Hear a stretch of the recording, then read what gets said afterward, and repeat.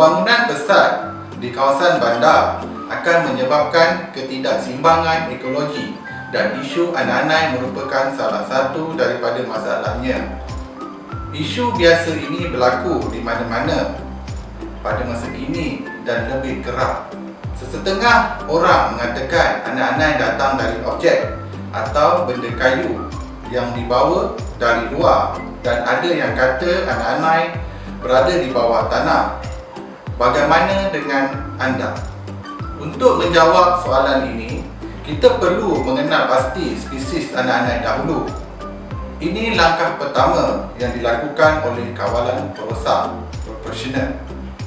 Anai-anai biasanya mempunyai 3 spesies utama. Anai-anai yang membina pusut selalunya dijumpai di ladang getah atau kelapa sawit, dan orang selalu menggali pusut tersebut untuk mengambil ratu anai-anai sebagai makanan. Spesies ini dipanggil sebagai anai-anai kayu lembap. Mereka bergerak di atas paras tanah untuk mencari kayu lembap sebagai makanan mereka. Anai-anai ini jarang menyerang rumah. Jenis anai-anai kayu kering pula adalah spesies anai-anai yang tinggal di dalam sekeping kayu, kurang aktiviti dan kurang merosakkan.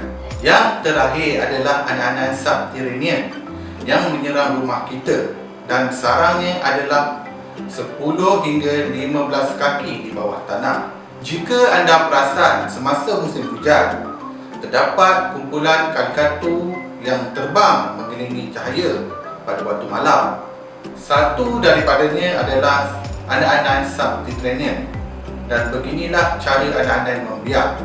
Mereka mencari spesies yang sama dan jantan dan betina, kemudiannya masuk ke dalam tanah untuk membina koloni baru.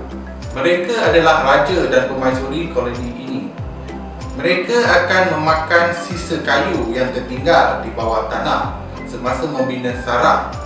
Apabila ratu menjadi matang, ia menghasilkan satu telur setiap 3 saat dan bertelur 30,000 sehari. Telur yang dihasilkan oleh mereka di bawah rawatan istimewa akan menetas menjadi pekerja atau askar.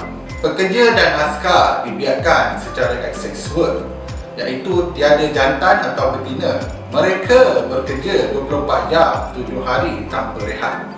Askar memimpin pekerja untuk mencari makanan secara rawa. Anai-anai biasanya masuk ke dalam rumah melalui paip air ke dapur dan tandas dan wayar elektrik di bawah tanah. Apabila anai-anai sudah berada di dalam rumah, mereka boleh bergerak di dalam dinding ke mana-mana untuk mencari makanan. Semua yang terkandung seluluh atau dibuat oleh pokok akan menjadi makanan, tidak kira dalam bentuk perabot kayu ataupun kertas. Sesetengah orang memanggil anai-anai sebagai pembunuh senyap.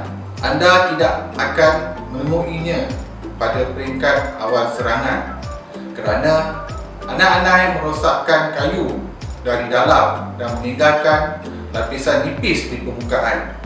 Jika tidak memeriksa rumah anda tidak akan mengetahui tentang mereka hingga sudah terlambat. Kerosakan ini boleh membeban anda dari beberapa ribu hingga ratusan ribu ringgit. Hal ini kerana anai-anai merosakkan kayu dari dalam. Mereka tidak suka cahaya dan udara dari luar. Dua perkara ini akan mengeringkan kulit mereka dan akan membunuh mereka. Anai-anai adalah rapuh. Racun perosak mudah seperti aerosol boleh membunuh mereka, tetapi ia hanya membunuh anai-anai yang berada di situ sahaja. Terdapat ratusan ribu anai-anai di dalam sarang mereka. Maka masalah ini tidak selesai di situ saja.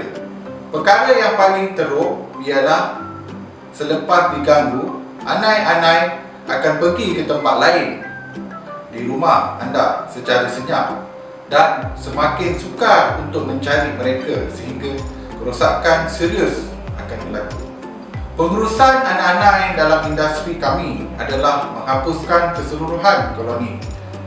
Ini adalah satu-satunya cara untuk mengawal mereka dalam jangka masa panjang. Terdapat pelbagai jenis rawatan anti anak-anak penghapusan koloni di pasaran. Oleh itu, yang manakah sesuai untuk anda? Sila ikuti video kami seterusnya.